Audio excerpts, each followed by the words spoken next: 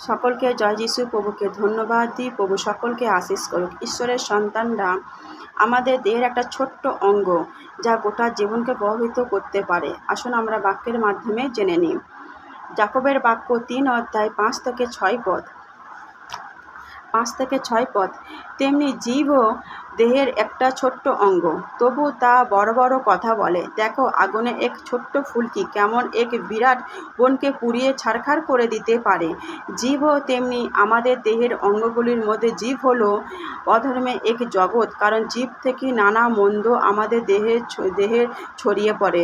নরকের আগুনে জীব জ্বলে উঠে গোটা জীবনকে প্রভাবিত করে।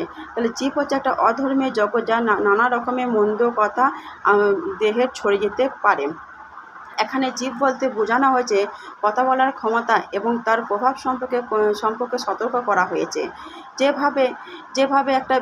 যেভাবে একটা সামান্য একটা অগ্নি ফুলকি গোটা বনকে পুড়িয়ে ফেলতে পারে, তেমনি আমাদের কথা বলার অসাবধানতার জীবনকে ধ্বংস করে দেয়। তাই আমাদের যখন মানুষের সঙ্গে কথা বলবো, আমাদেরকে ভেবে চিন্তে তা কথা বলতে